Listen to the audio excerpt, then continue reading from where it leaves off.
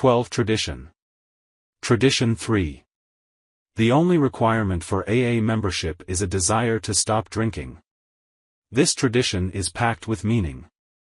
For AA is really saying to every serious drinker, you are an AA member if you say so.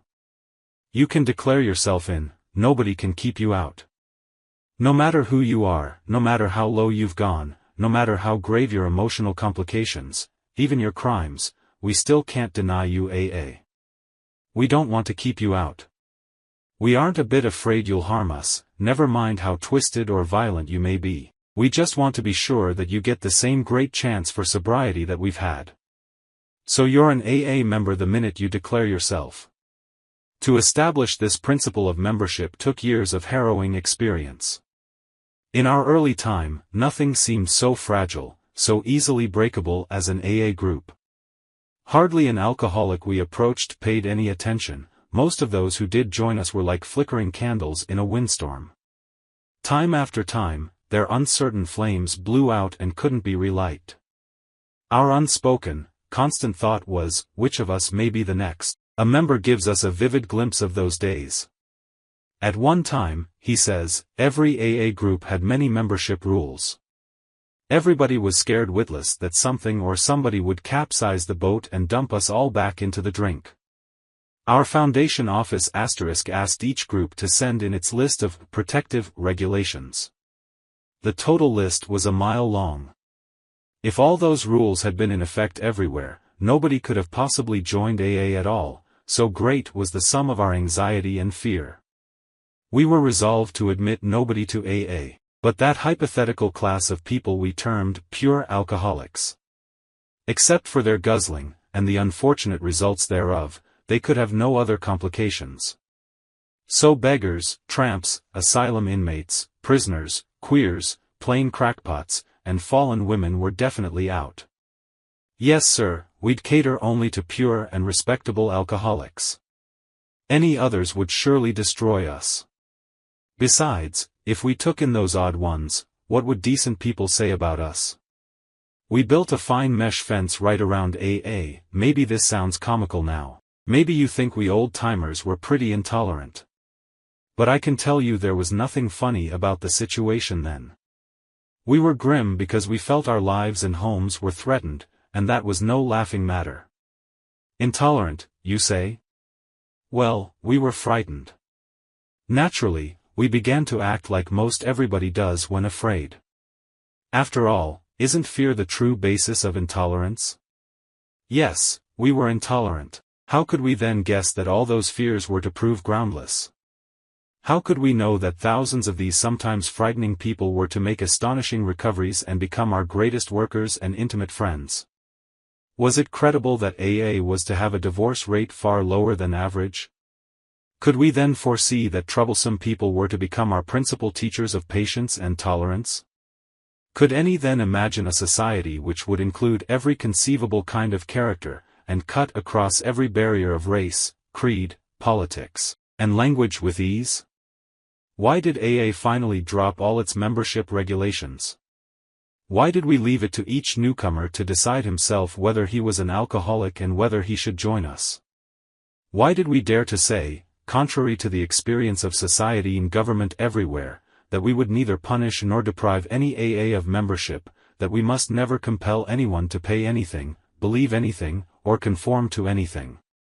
The answer, now seen in Tradition 3, was simplicity itself. At last experience taught us that to take away any alcoholic's full chance was sometimes to pronounce his death sentence, and often to condemn him to endless misery. Who dared to be judge, jury, and executioner of his own sick brother? As group after group saw these possibilities, they finally abandoned all membership regulations. One dramatic experience after another clinched this determination until it became our universal tradition. Here are two examples. On the AA calendar it was year 2. In that time nothing could be seen but two struggling, nameless groups of alcoholics trying to hold their faces up to the light. A newcomer appeared at one of these groups, knocked on the door and asked to be let in. He talked frankly with that group's oldest member. He soon proved that his was a desperate case. and that above all he wanted to get well. But, he asked, will you let me join your group? Since I am the victim of another addiction even worse stigmatized than alcoholism, you may not want me among you. Or will you? There was the dilemma. What should the group do? The oldest member summoned 2 others, and in confidence laid the explosive facts in their laps. Said he, well, what about it? If we turn this man away, he'll soon die. If we allow him in, only God knows what trouble he'll brew. What shall the answer be, yes or no? At first the elders could look only at the objections. We deal, they said, with alcoholics only. Shouldn't we sacrifice this one for the sake of the many? So went the discussion while the newcomer's fate hung in the balance. Then one of the 3 spoke in a very different voice. What we are really afraid of, he said, is our reputation. We are much more afraid of what people might say than the trouble this strange alcoholic might bring. As we've been talking, 5 short words have been running through my mind. Something keeps repeating to me, what would the master do? Not another word was said. What more indeed could be said? Overjoyed, the newcomer plunged into 12th-step work. Tirelessly he laid AA's message before scores of people. Since this was a very early group, those scores have since multiplied themselves into thousands. Never did he trouble anyone with his other difficulty.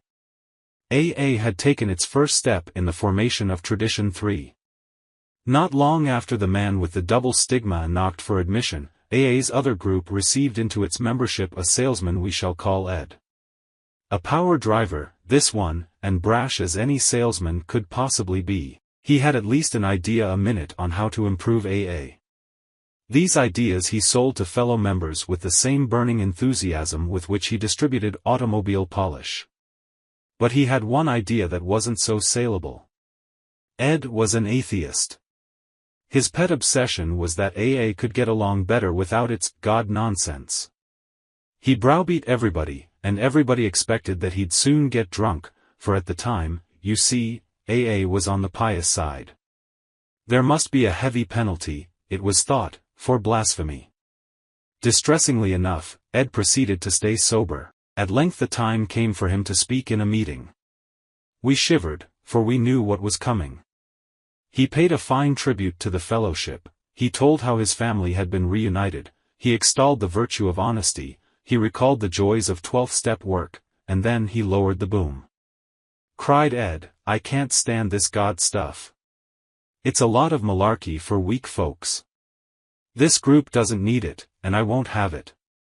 To hell with it. A great wave of outraged resentment engulfed the meeting, sweeping every member to a single resolve, out he goes. The elders led Ed aside. They said firmly, you can't talk like this around here. You'll have to quit it or get out. With great sarcasm Ed came back at them.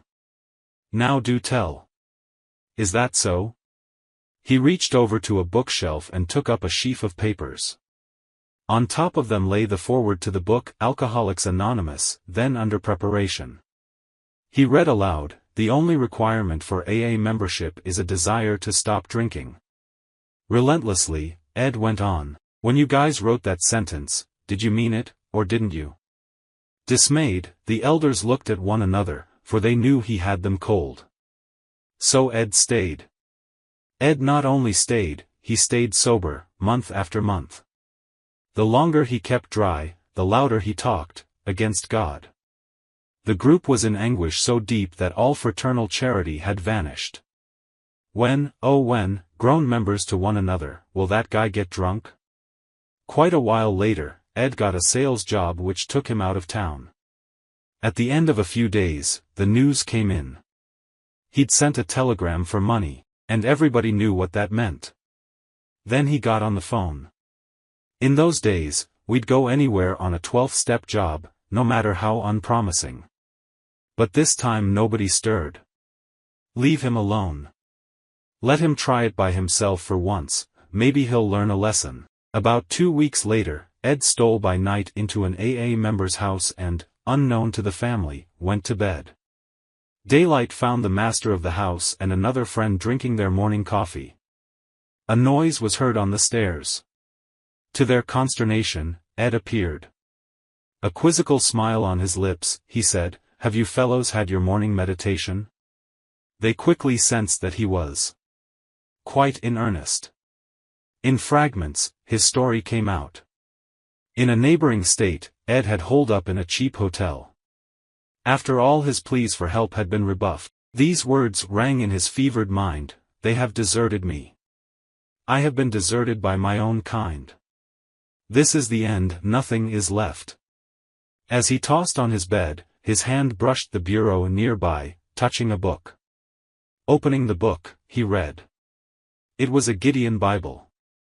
Ed never confided any more of what he saw and felt in that hotel room. It was the year 1938. He hasn't had a drink since.